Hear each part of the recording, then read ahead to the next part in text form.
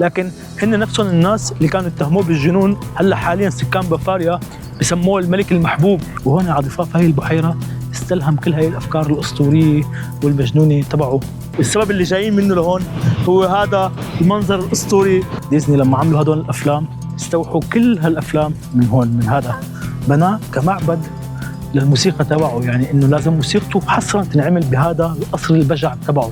اعماله لهذا الملك واثاره ومنطقته هي اكبر منطقه جذب سياحي بالمانيا كلها. صباح الخير، اليوم حلقه جديده. نحن حاليا بمحطه ميونخ الرئيسيه، رايحين على وجهتنا اللي بتستغرق 3 ساعات تقريبا. طبعا ما رح صوركم 3 ساعات، بدنا 3 ساعات لنوصل الوجهه تبعنا.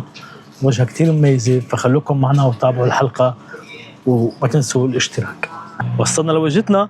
هلا نحن بقريه على اقدام جبال الألب العظيمه، لكن مو هي الوجهه تعالوا شوفوا. الوجهه هو هذا القصر الشهير نيوه جفانشتاين. هذا القصر المشهور، اشهر معلم بكل المانيا يجينا عليه. لكن هلا لسه عندنا مقطع صغير رح ننطر هذا باصنا، رح ناخده ونطلع لفوق، لانه اكيد ما رح امشي لفوق. فخلوكم بالحلقه ورح تشوفوا حلقه كثير مميزه لنشوف شو هذا القصر، ليش انبنى، مين بناه، وشو قصته، وشو في حواليه. يلا خلوكم معنا. هون وصلنا من هذا الجسر الاسطوري مع هذا النهر الاسطوري مع هي الجبال الاسطوريه. وطبعا والاهم السبب اللي جايين منه لهون هو هذا المنظر الاسطوري وهذا القصر الاسطوري. واو، انا جاي لهون بس ما طالع لفوق، لسه كنت بس طلعت تحت بالبلده. المنظر بيخوف. كنت جاي لهون وعندي كثير حكي، ما ضل عندي حكي، كنت هيك كان بالي كثير شغلات احكيها لكن ما ضل حكي. هذا هو الجسر الاسطوري اللي صورت لكم منه. ليك وينه؟ الناس كلها واقفه، المنظر بيستاهل صراحه. صحيح زحمه، بس اول مره بحس زحمه بس بتستاهل يعني الزحمه. شيء كثير بخوف. هونيك المنظر البانورامي للقصر، لكن هلا بدنا نروح ننزل لتحت نشوف البوابه تبعه ونقرب عليه اكثر. مشوا رايحين على بوابه القصر، لكن بغض النظر عن قصر الطريق لحاله بياخذ العقل. ليكوا هالاشجار ما احلاهم يا جماعه، كل اطلاله احلى من الثانيه. تعالوا تعالوا تعالوا شوفوا هاللفه. تعالوا لفوا لفوا لفوا لفوا. ليكوا يا رب. لكن هلا هون في كثير بحيرات، كثير مجموعه بحيرات كبيره، لكن البحيره الاجمل بالنسبه لي هي هذه، اسمها ألبزي، بحيره جبال الألب. واذا بتشوفوا هنيك، شايفين هنيك في قصر ثاني كمان. هذا القصر هو قصر طفوله اللي بنى لهداك القصر، قصر عيلته، العيله تبعه يعني، بيت جده بيت ابوه هنيك. تعالوا من هون، كان في عالم هون. تعالوا شوفوا المنظر هيك. تعالوا تعالوا تعالوا. هو غلط وقفنا هنيك اصلا. تعالوا شوفوا من هون. هذا المنظر تمام. هي الألبزي وهي قصر الوالد هوهنجفانغاو. هلا انا اذا وقفت تصوير وقعدت اتفرج بس بتزعلوا شيء؟ المنظر غير.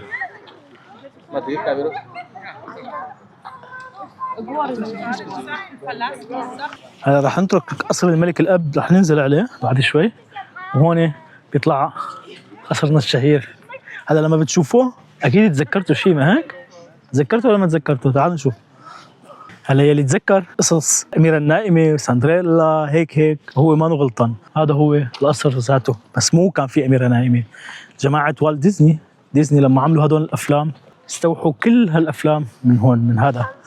مثل ما استوحوا قصة مثلا قصة بينوكيو من روتنبرغ أوف ذا تاوبر، صورت لكم إياها. هون كمان استوحوا قصر الجميلة النائمة، الأميرة النائمة، من هذا القصر تحديدا. طلعوا هذا هو نفسه ما هيك؟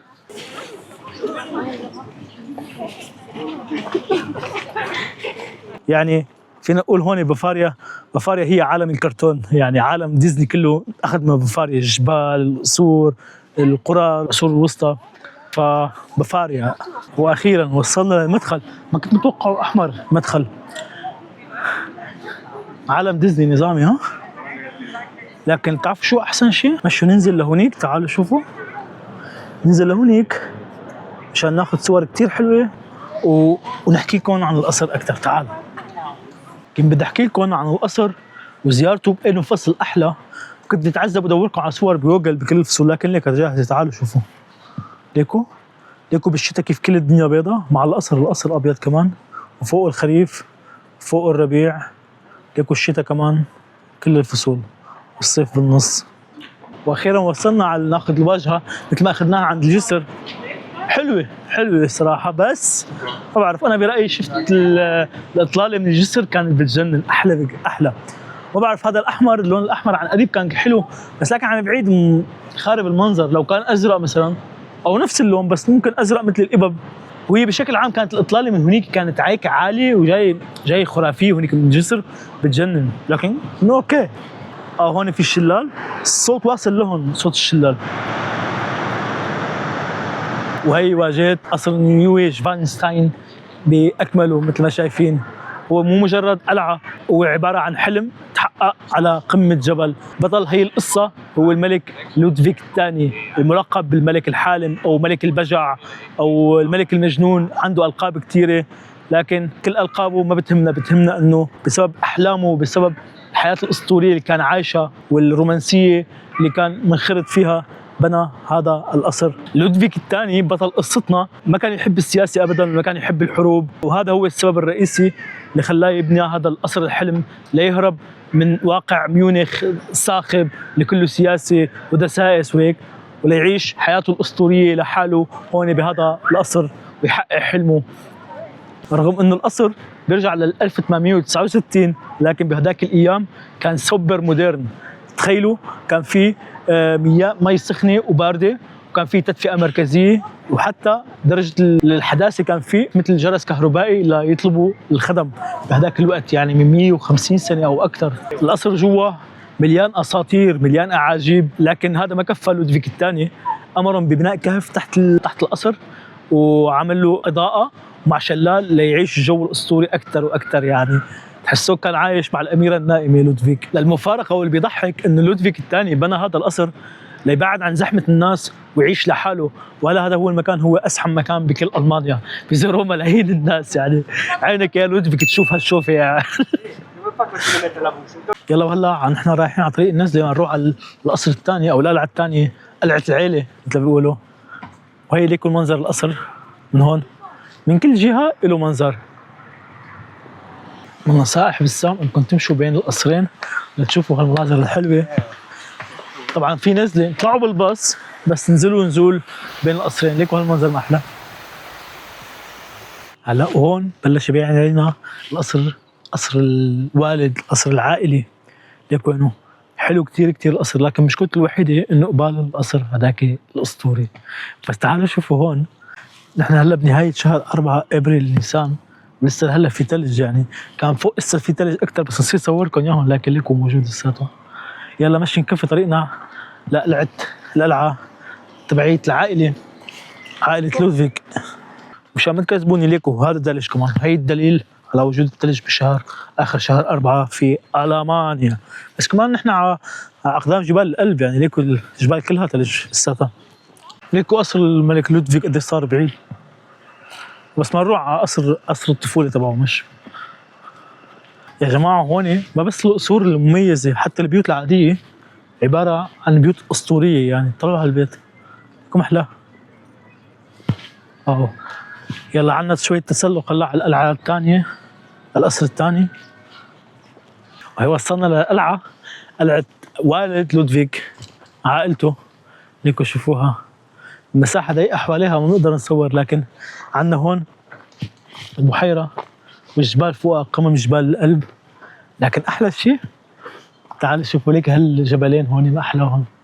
منظر شو أسطوري، مثل ملك تبع قصتنا، الملك الأسطوري لودفيك الثاني. يا جماعة أنا سميته بيت أو قصر العيلة، هو فعلا قصر العيلة، لأنه هو الأبو لودفيك، ولودفيك عاش هون طفولته يعني. بس ما لهالدرجة، طلعوا البوابة تبعه شو متواضعة، كأنه بيت شي جد أو ست بسوريا. ليكو بوابة نظام يعني، مع هذا القوس قطع الأمور رواق يعني. لكن هون أهم شيء إنه نشوف القصر من هون. هذا القصر القديم الأصفر كان لودفيك عايش، وكان يتفرج على قصره الجديد كيف عم يتعمر من هون. ومن جوات هذا القصر كمان كتير حلو من جوا. عالم كتير بتروح على هذاك الابيض نيوشفاينشتاين، وما بيجوا هون على هوخن جفانجاو، لانه انه هيك انه عادي هذا، لا انه هون اساس القصه كلها تبلشت من جوات هذا القصر. كله رسومات بتحاكي اساطير الجرمانيه، وخاصه الفرسان البجع. في شيء باساطير الجرمانيه عن فارس البجع كان يشوفهم هون، وهون تولدت فكره وهوس لودفيك بالبجع، لدرجه سماه القصر فوق نيوشفاينشتاين، يعني قصر البجع الجديد على الصخور، لانه هو معمول من حجر ومحطوط على صخره مرتفعه مثل ما شايفين.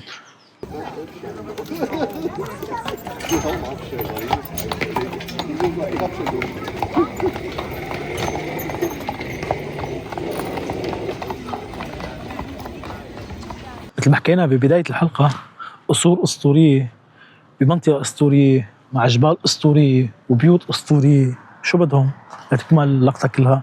بدهم هيك بحيرة أسطورية.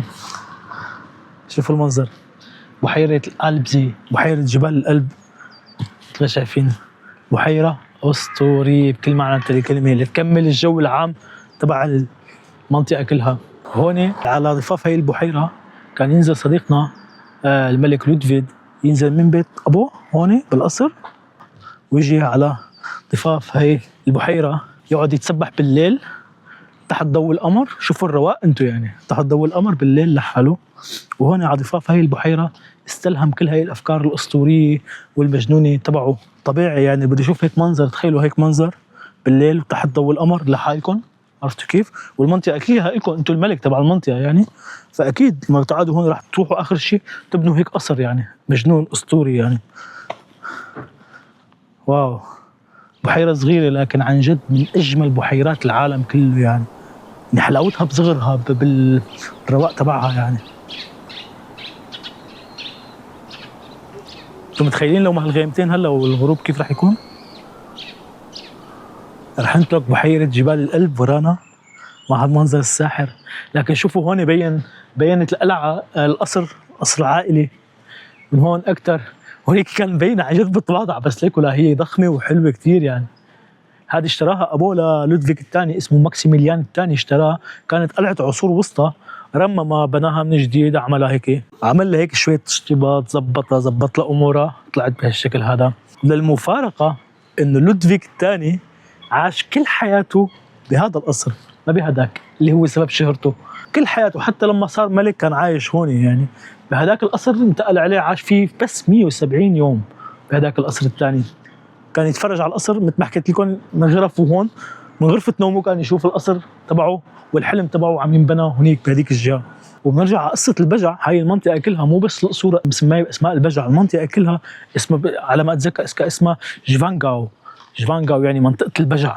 هي منطقة كثير مشهورة بالبجع، فكل هذا يعني خلى الهوس بالبجع يترسخ بلودفيك، وخصوصا مثل ما حكيت لكم اساطير الفرسان الجرمانيين القدامى، وخاصة في بطل معين اللي هو كان عبارة عن فارس راكب بقارب وعم يجر القارب بجع.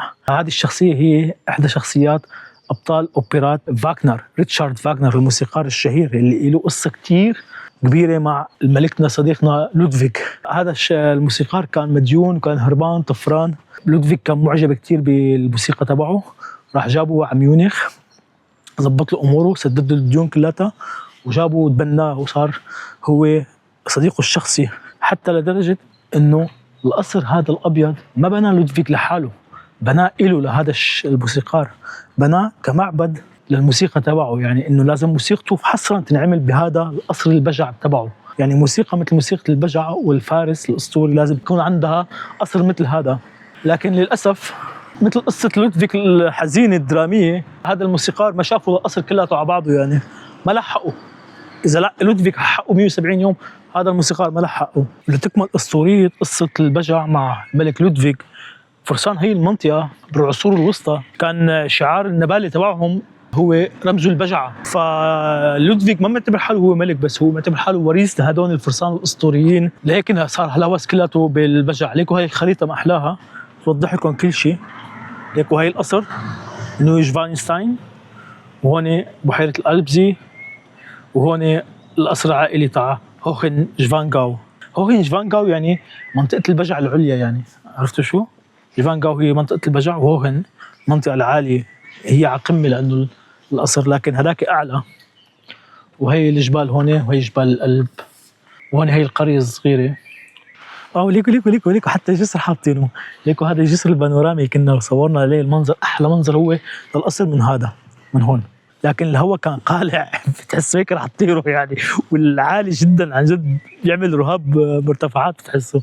رجع ظهر القصر علينا، وإذا واضح عليكم ليكو غابت الشمس وتقريبا العالم راحت. فهون انسب وقتنا نحكي عن نهاية اسطورية، يعني هيك قصة اسطورية ومنطقة اسطورية بدها نهاية درامية اسطورية. بآخر عهده للودفيك الثاني الحكومة البفارية قررت تعزله بسبب انه اتهموه بالجنون، لكن السبب الحقيقي هو قد ما بذل اموال على بناء القصر وعلى دعم فاغنر الموسيقار، كان عم يدعمه بشكل غير محدود بالمال. حتى القصر هو مثل ما حكيت لكم انبنى من شانه يعني. فعزله، وبعد يومين لقوه ميت للودفيك الثاني بإحدى البحيرات هون بالمنطقة. مات غرقان بعد يومين، بجوز انتحر. كانت الظروف كتير غامضة، وهيك بكون انتهت قصة لودفيك. لكن هن نفسهم الناس اللي كانوا اتهموه بالجنون وعزلوه بسبب تبذير الأموال، هلا حاليا سكان بافاريا بسموه الملك المحبوب. وخاصة انه هو صح بذر أموال وكان على وشك إفلاس حكومة بافاريا، لكن حاليا أعماله لهذا الملك وآثاره ومنطقته هي أكبر كنز لبافاريا واكبر منطقه جذب سياحي بالمانيا كلها. بدل ما ادوركم على جوجل لكم هذا هو ملك البجع، الملك الحالم لودفيك الثاني. عايش والله على رواق، هذا الزلمه عايش رواق، بينزل بتسبح بالليل، عمل قصر الاميره النائمه، شيء اروق من هيك ما ضل يعني.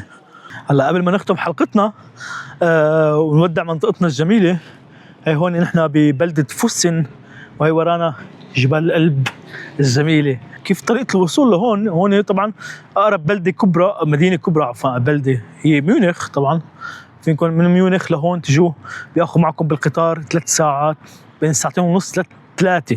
لكن آخر ساعة ونص منهم هي عبارة عن عرض سينمائي، منظر بيخوف على طول الطريق، المروج، الجبال، شيء بيخوف يعني. فما تاكلوا هم، المشوار كتير كتير رح يكون حلو لكم يعني. أنا هي المنطقة اجيتها أول مرة بحياتي، ما كنت بعرفها. اجيتها من حوالي 9 سنين. اجينا لهون أول مرة. كانوا عندي أصدقاء ألمان عندهم عادات حلوة، لما بتجوز حدا فيهم بيعملوا لهم حفلة توديع عزوبية، شيء اسمه هيك. فرفقات البنت لحالها ورفقات الشاب لحالهم، كل واحد بيروح بيسافر على شي منطقة بيحبها. فكعنا رفيق بده يتجوز، فرحنا كلاتنا اجينا على هاي المنطقة، عملنا خيمنا هون لقدام جنب بلدة فوسن اللي هي أقرب منطقة للقصر يعني. فخيمنا هون ليلتين، وهون عرفت القصر ودورت عليه أكثر للحكي من 9 سنين تقريبا. شكرا لصديقي الألماني اللي تجوز إنه عرفني على هيك منطقة يعني. هلا من هون بتكون خلصت تقريبا حلقتنا، لأنه ما نضطر نروح بالباص، نوقف على هالدور هذا وناخذ الباص لأقرب بلدة لنلحق نرجع على ميونخ قبل ما ينقطع القطارات كلها.